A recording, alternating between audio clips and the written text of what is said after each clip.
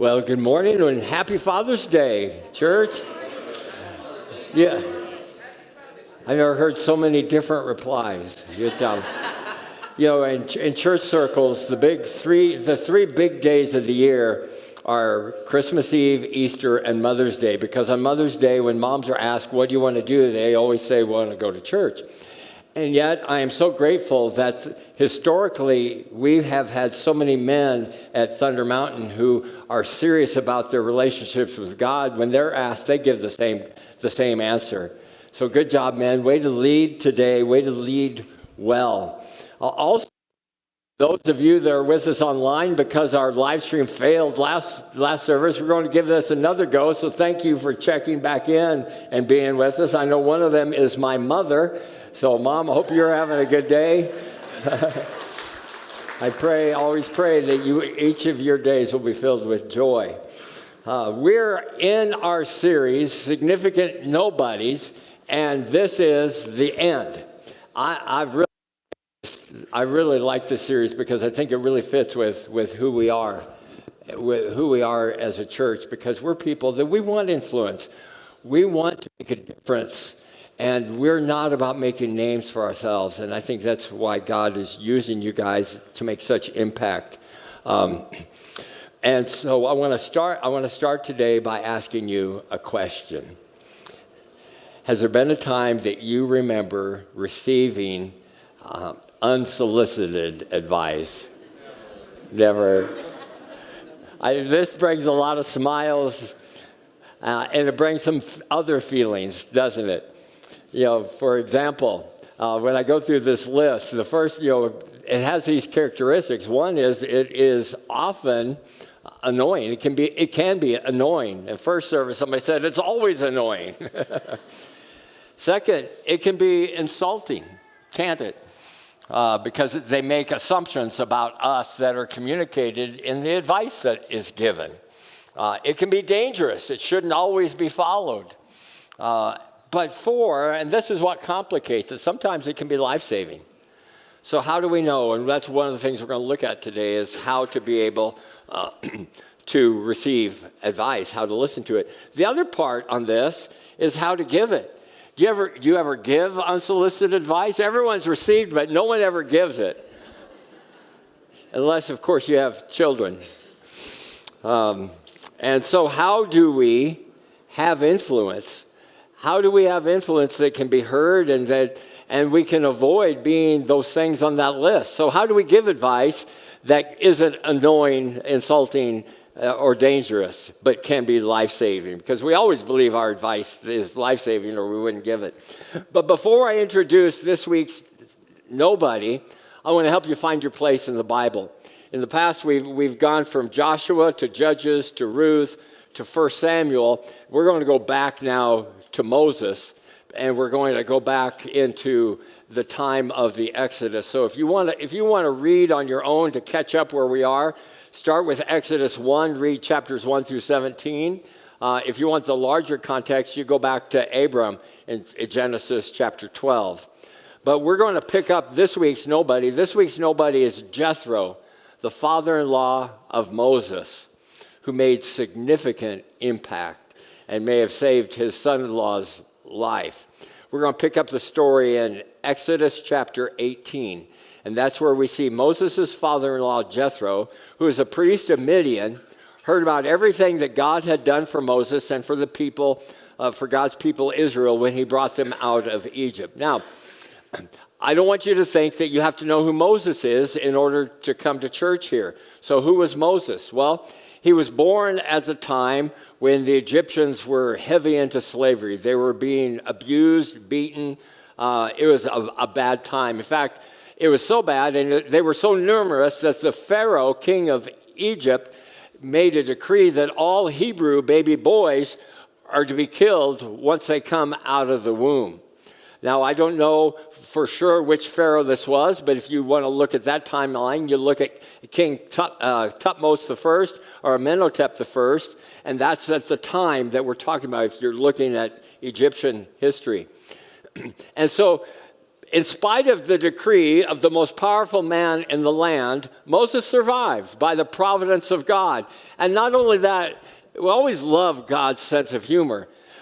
When Pharaoh said all Hebrew boys would die, where did this one end up? He was raised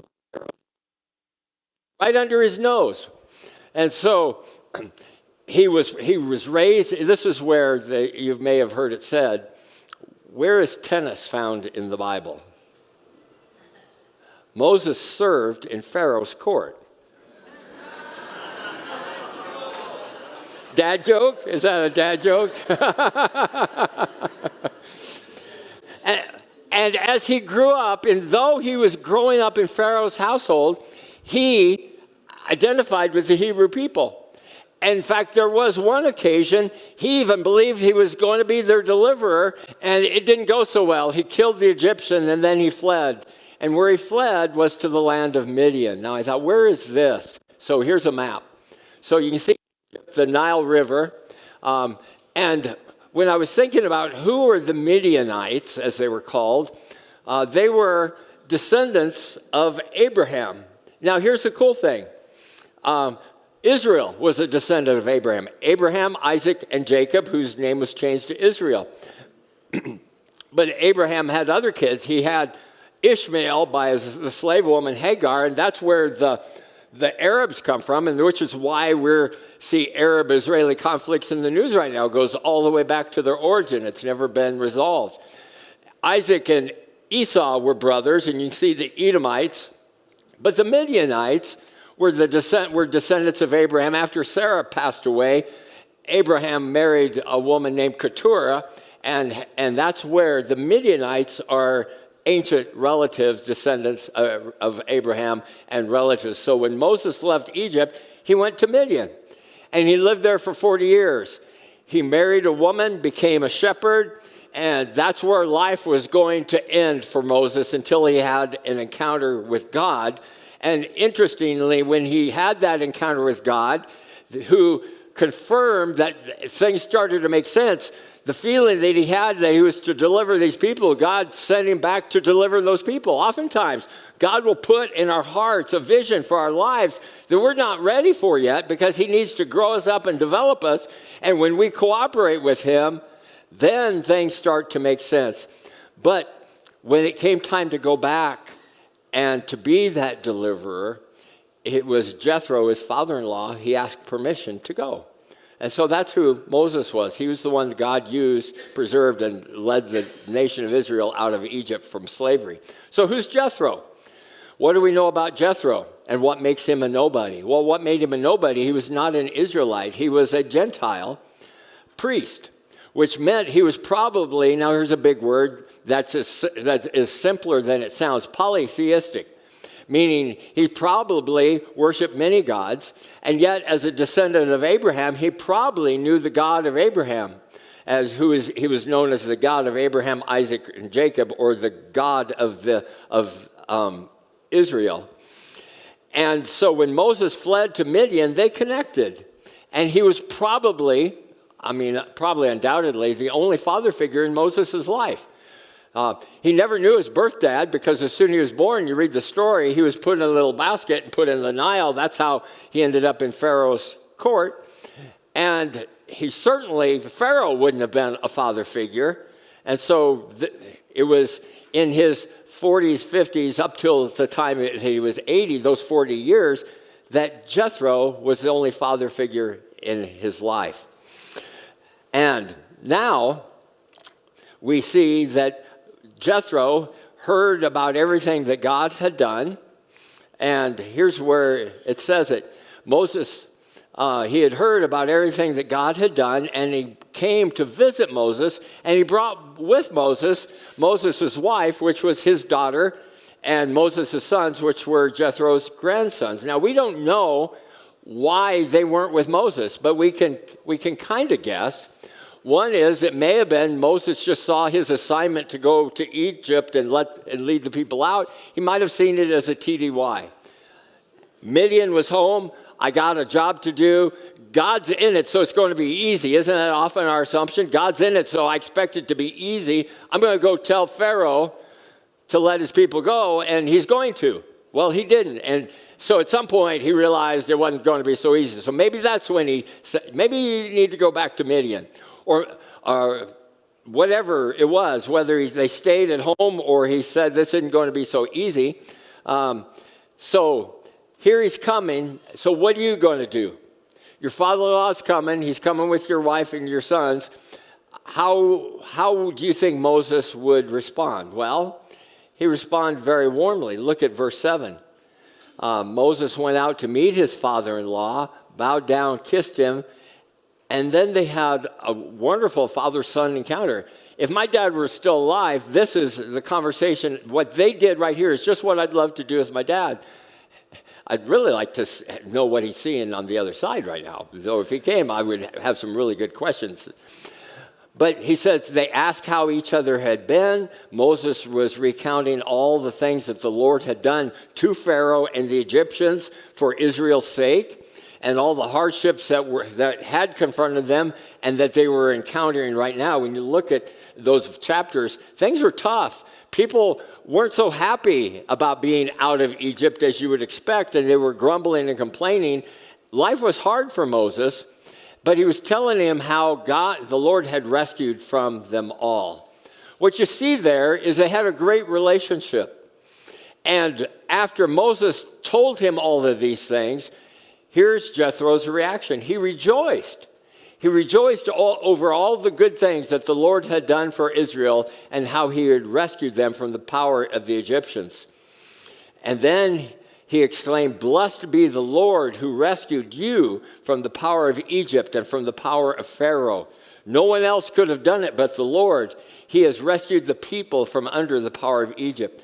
And this is what I know about what went on in that tent. Moses gave all the glory to God. You know, oftentimes when we tell stories, we can seep into the role of hero.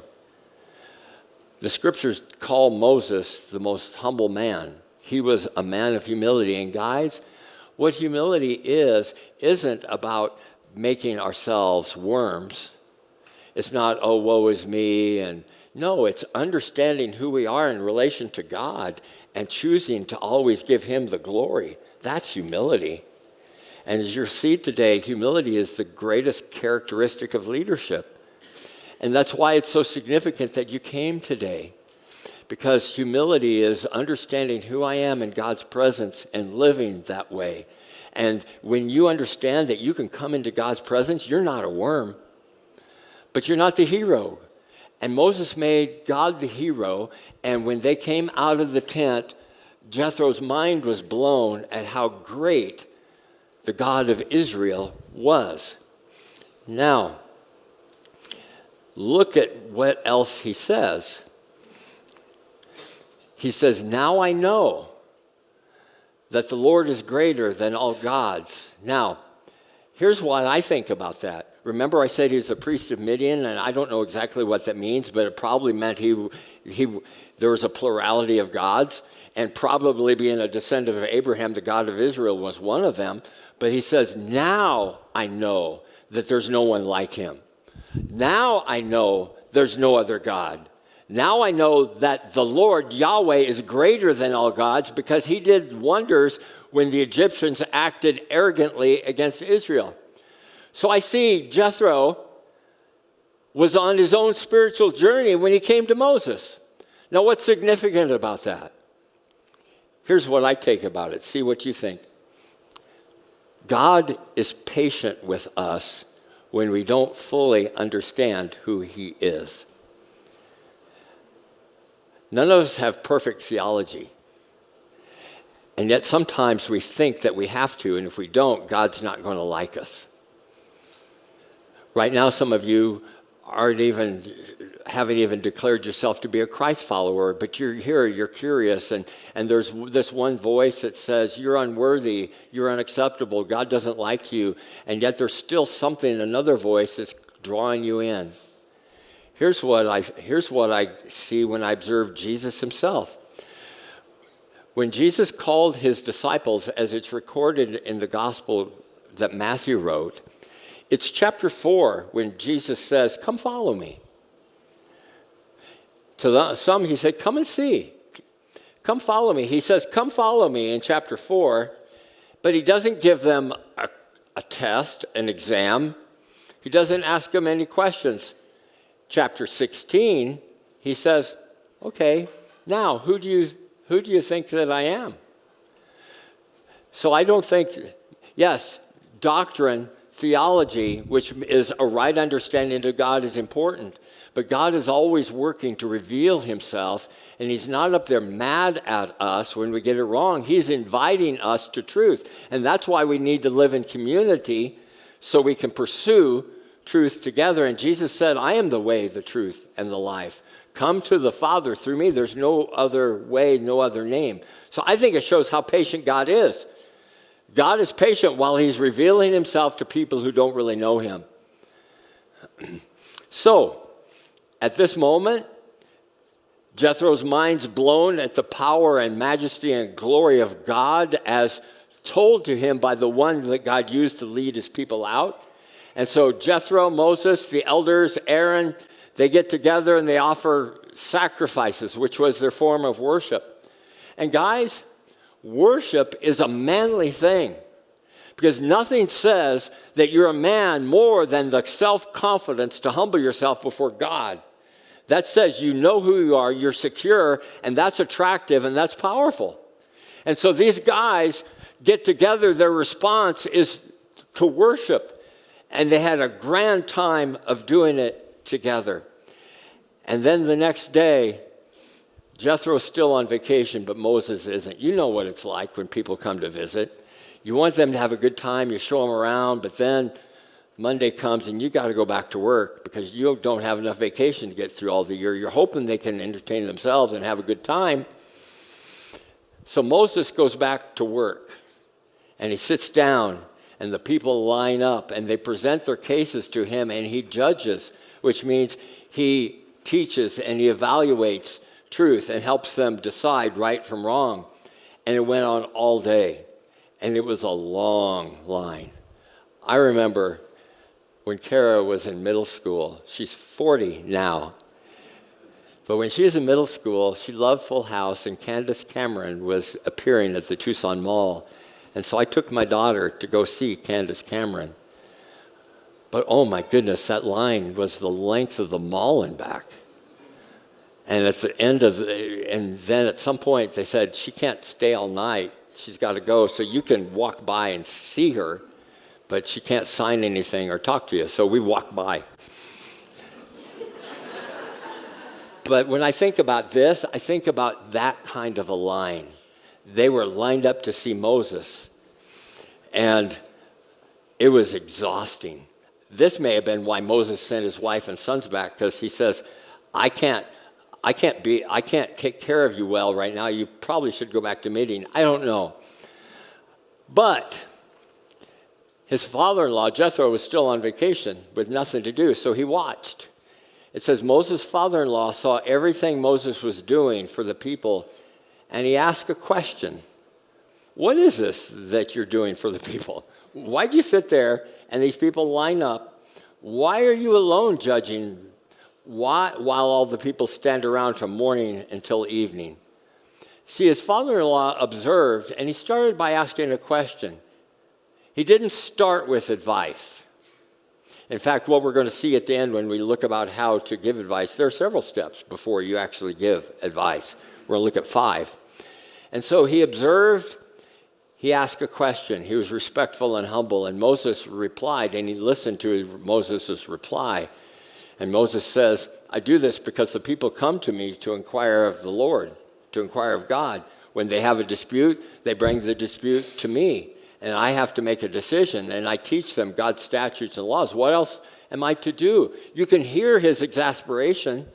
He probably knows it's not sustainable. He may even be thinking, this is what it's going to be like the rest of my life. God, help me. But what else am I to do? Well, his father-in-law says, what you're doing isn't good.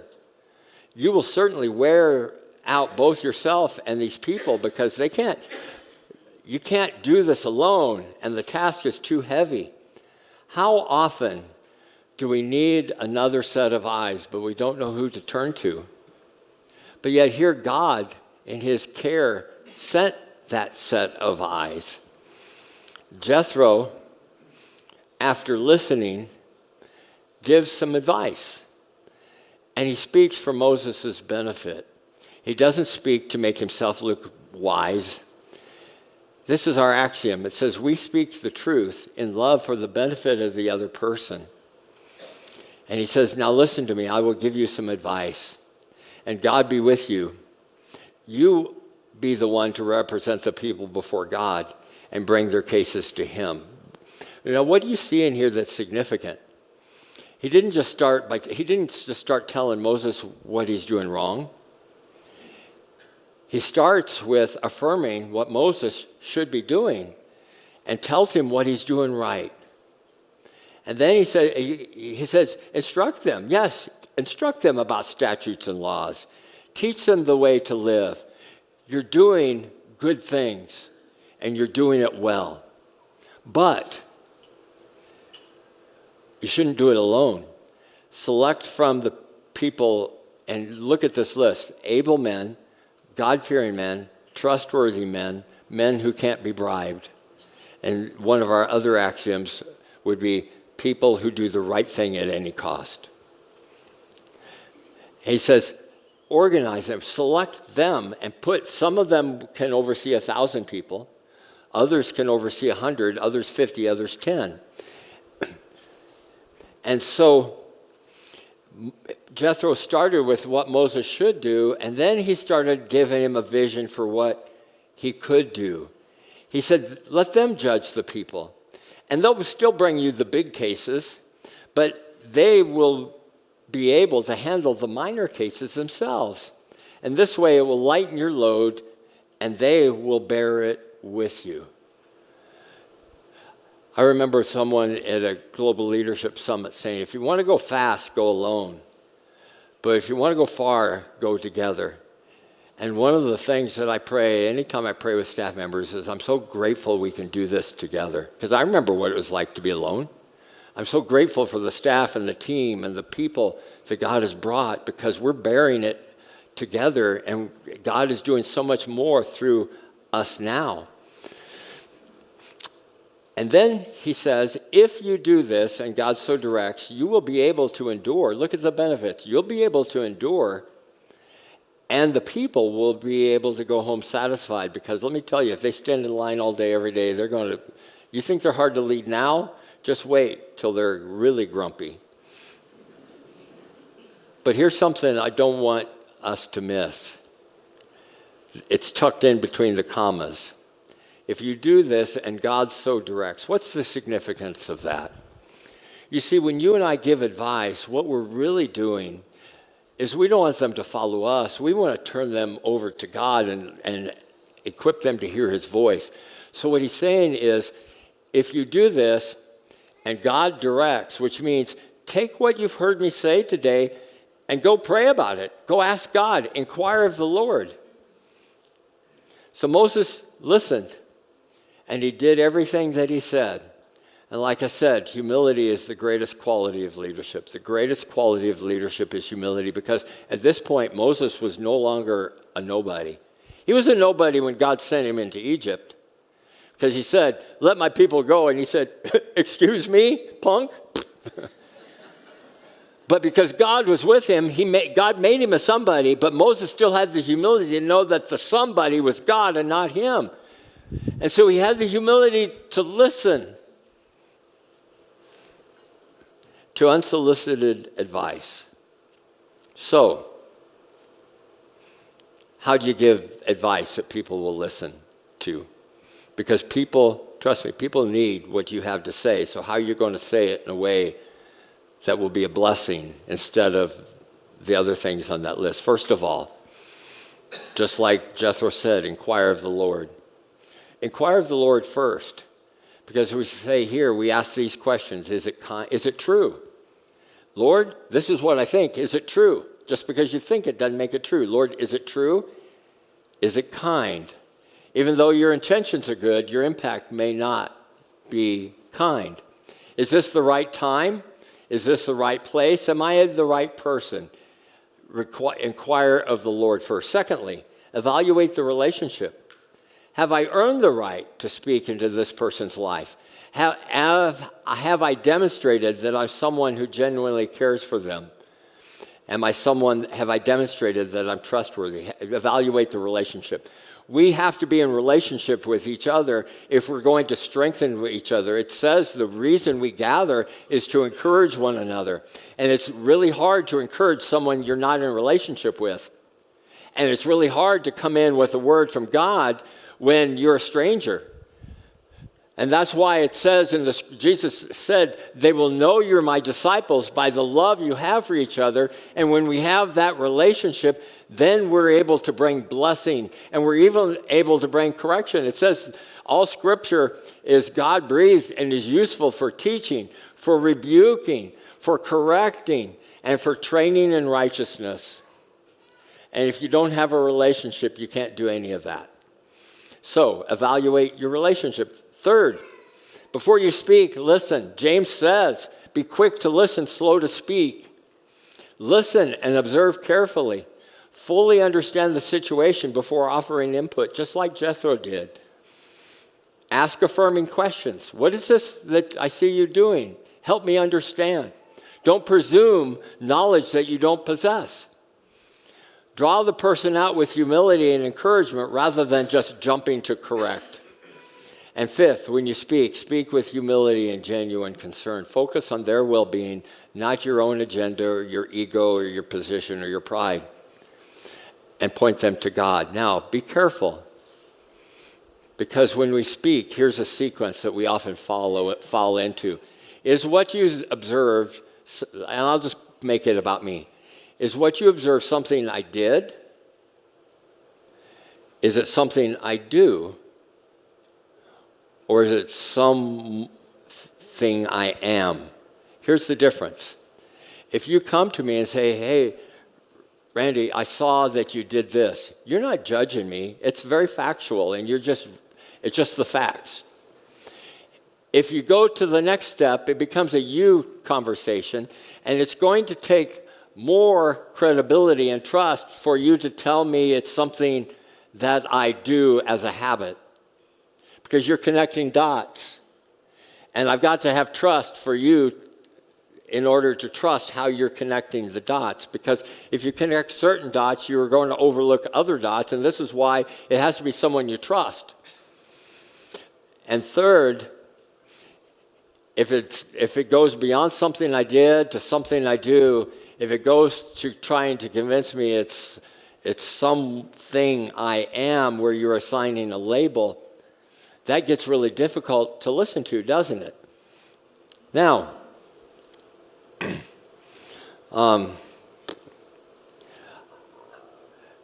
someone said to me, well, let me get to the next one. I'm getting ahead of myself. Okay, so now how to listen to advice. Andy Stanley said, leaders who don't listen will eventually be surrounded by people who have nothing to say. So how do we listen to advice? And people don't get close to me unless I trust them to speak truth. And here's why. You've got to value truth above comfort. Do you want people to blow smoke and just make you feel good, or do you want to know what's true? Here's another one. Do you want to hear what they say behind your back, or do you want them to keep saying it behind your back? They're going to say, it's going to be said somewhere. So you've got to value truth more than comfort. Truth can feel threatening because it can become an identity or a deal with a habit. Truth can be hard, but what does Jesus say about truth? And if we're walking by faith, we're going to trust Jesus, and Jesus says, trust me, truth will set you free. So if you want to be free, comfort doesn't set you free. You'll always have doubts. What do they really think? I'd rather know than wonder. Second, consider the source. Can this person be trusted? Do they have a proven track record of care? Proverbs says, faithful are the wounds of a friend. Third, look for the truth in what they say. Don't get hung up on tone, wording, or minor errors. Mind the gold. Because I promise, Feedback will never be given perfectly, and if it has to be given perfectly, you'll never hear it. And fourth, respond with humility and gratitude. Ask clarifying questions, and with your questions, demonstrate with your words that you understand, and thank them for their courage. And fifth, inquire of the Lord. Lord, is the feedback I've been given, is it true?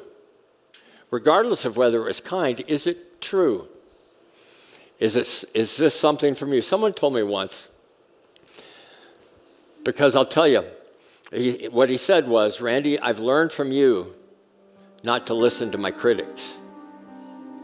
How did I teach that? I quit the ministry because I believed my critics.